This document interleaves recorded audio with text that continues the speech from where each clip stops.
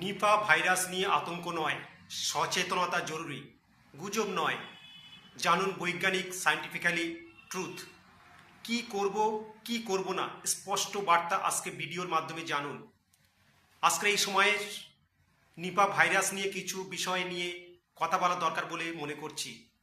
ভিডিওটা সম্পূর্ণ দেখলে এই ভাইরাস নিয়ে আশা করি আপনার মনে আর কোনো রকম প্রশ্ন থাকবে না। আমি পয়েন্ট টু পয়েন্ট আলোচনা করব, তাই ভিডিওটি প্রচুর পরিমাণে শেয়ার করে সবাইকে এই বিষয়ে জানার সুযোগ এবং দেখার সুযোগ করে দিন। আমার চ্যানেলটিকে অবশ্যই সাবস্ক্রাইব করুন এবং আপনার মূল্যবান মতামত অবশ্যই কমেন্টে জানান।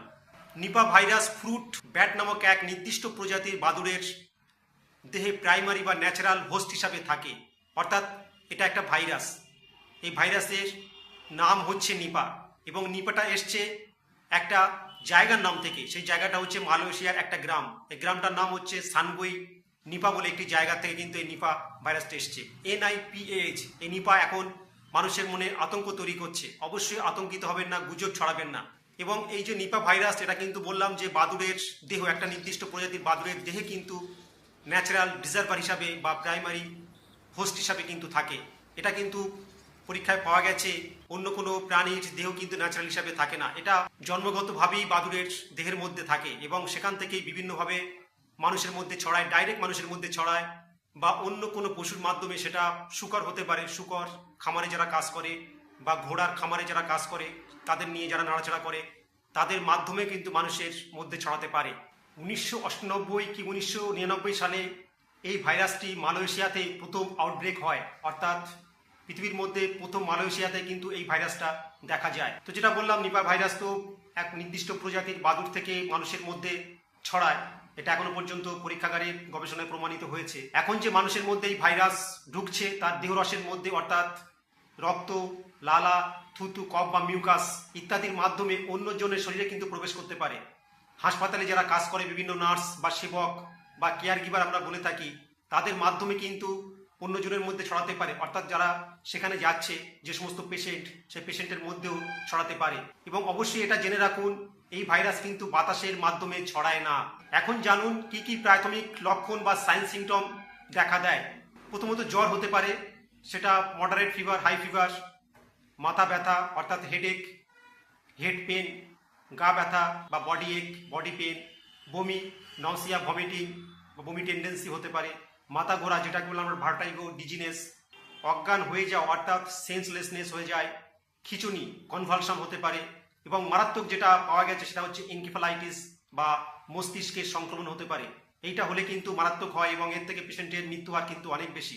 এবং অনেক সময় 2 থেকে 3 দিনের মধ্যেই রোগ মারাত্মক হয়ে কিন্তু পেশেন্ট কোমায় চলে যেতে পারে এবং তার থেকে মৃত্যু পর্যন্ত হতে পারে। তো আমরা দেখেছি এই যে নিপা ভাইরাসের মর্টালিটি অর্থাৎ মৃত্যু হার 40 থেকে 75%। বুঝতেই পারছেন, সেই জন্য আমাদের এত আতঙ্ক। অবশ্যই আতঙ্কিত হবেন না, সচেতন থাকুন। আমাদের পশ্চিমবঙ্গের আগেও কিন্তু নিপা ভাইরাসের সংক্রমণ হয়েছে, তো সেটা খুব মারাত্মক পর্যায়ে কখনই হয়নি। তো এই ভাইরাস পৃথিবীর খুব কম দেশেই পাওয়া গেছে।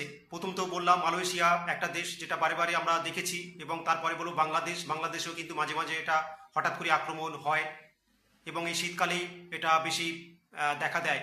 আর আমাদের ইন্ডিয়াতে, ভারতবর্ষে পশ্চিমবঙ্গ, কেরালা এই দুটো রাজ্যেই নিপা ভাইরাসের সংক্রমণটা আমরা দেখি।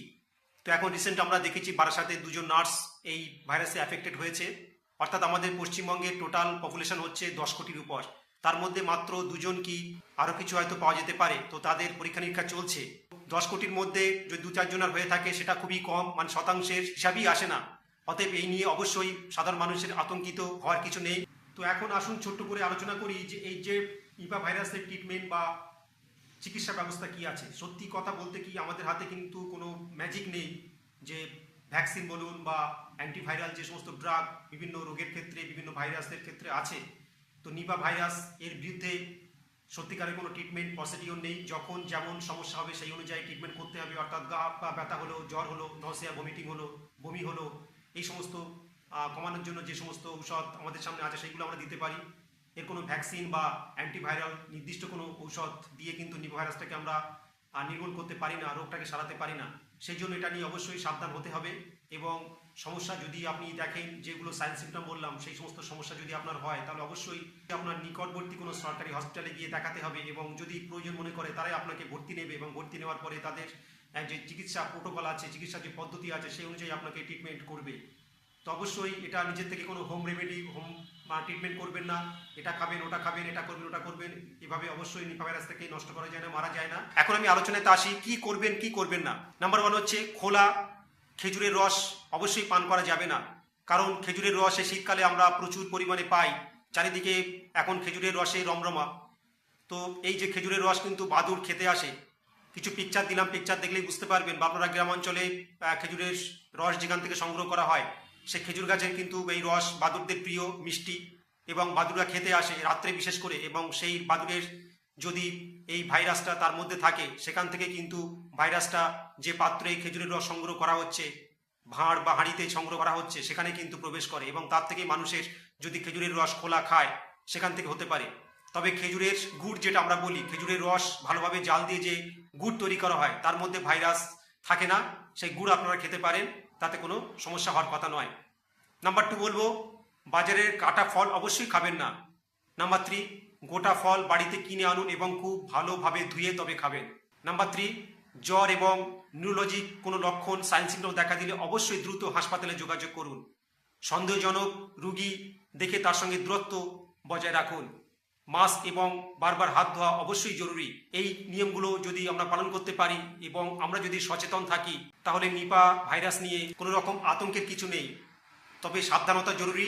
তো অবশ্যই এই ব্যাপারগুলো মাথায় রাখবেন, তাহলেই আমরা কিন্তু সেফ থাকতে পারবো, আমরা বাড়ির সবাইকে সেফ রাখতে পারবো। তবে সরকারি এবং স্বাস্থ্য দপ্তরের নির্দেশিকা মেনে চলুন।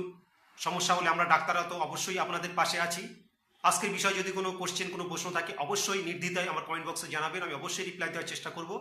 ধন্যবাদ।